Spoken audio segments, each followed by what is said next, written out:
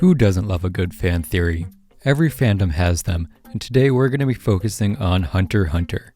Hunter x Hunter is in this somewhat unique position where it's not currently in production, but it also hasn't ended. The 3-year hiatus since the last chapter was released has allowed the fans to come up with some pretty interesting theories. And so today we're going to be looking at 5 of them. Alright, the first theory I want to talk about is regarding the Zoologic children.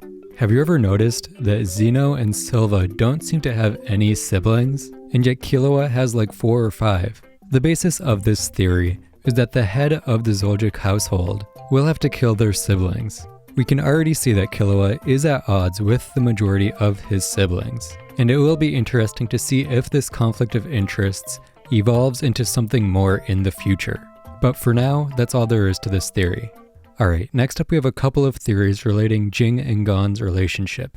The first theory relates to why Jing might have abandoned Gon. See, it's fully possible that Jing's Nen ability requires him to be a certain distance from Gon, or requires Jing to go a certain amount of time without seeing him. If he made either of these a condition for his Nen ability, it would give him a reason to leave the island, other than just being a shitty father. And would also explain why Jing had no Nen during the chairman election arc. Now obviously it's much more likely that he's just a deadbeat father, but considering how crazy some Nen conditions can be, I wouldn't put it past Togashi to make one like this. Alright, the next theory is about the identity of Gon's mother. According to this theory, Gon's mother is Jing. Okay, let me explain. Because it is actually completely possible. On Greed Island, there is a card called the Pregnancy Stone card. The card states that if the character carries a stone for 1 month, they will get pregnant even if they're male.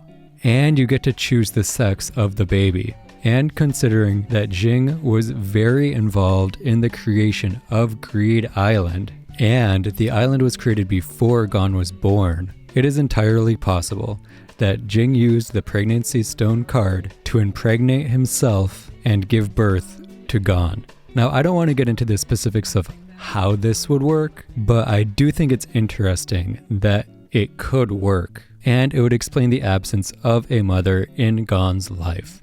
Okay, now we're going to be talking about some more complicated theories. But before we do, don't forget to subscribe. If you've made it this far into the video, you obviously like the content, and subscribing really helps me out. On top of this, I'll be donating $1 to Team C's for every subscriber I get through the end of December. You can check out my last video for more information if you want. Anyway, as I was saying, these next 2 theories are much more complex than the first 3, and they also contain some spoilers for the Hunter x Hunter manga, so be cautious as you continue. Alright, the first theory I want to talk about is regarding the origins of the Kurta clan. This theory suggests that the Kurta people actually originated from the Dark Continent. Consider the following. Current day Kurta people were able to put up a fight against even the strongest members of the Phantom Troop.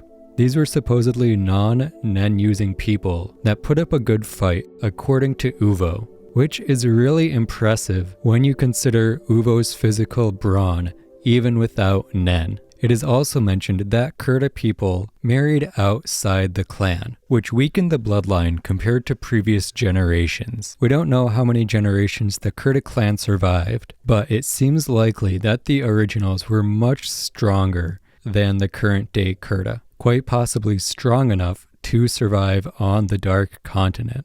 Obviously, the Kurta could have originated from many different places, but I don't think the clan originating from the Dark Continent is out of the picture. Alright, the last theory I want to talk about is the conspiracy to assassinate Isaac Netero. As we know from the manga, Isaac Netero forbid his son Beyond from going to the Dark Continent until after his death.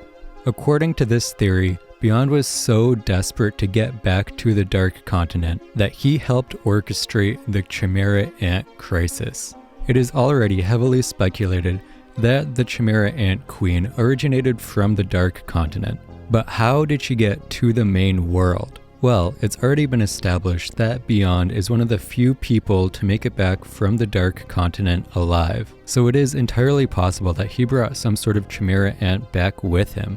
His last voyage was over 50 years ago, and in that time, he could have conspired with scientists and hunters alike to genetically engineer the Chimera Ant Queen and find the best place to leave the Chimera Ant in the ocean so that she would wash up on the shores of such an isolated country. I mean, seriously, what are the odds of the Ant Queen washing up on the shores of one of the few countries that completely abandoned any form of technology? On top of this, we also know that Periston was working under Beyond while simultaneously deciding who would be on the extermination team. So basically, Beyond used his connections to Periston and to the Hunter Association in general in an attempt to assassinate his father so he could return to the Dark Continent.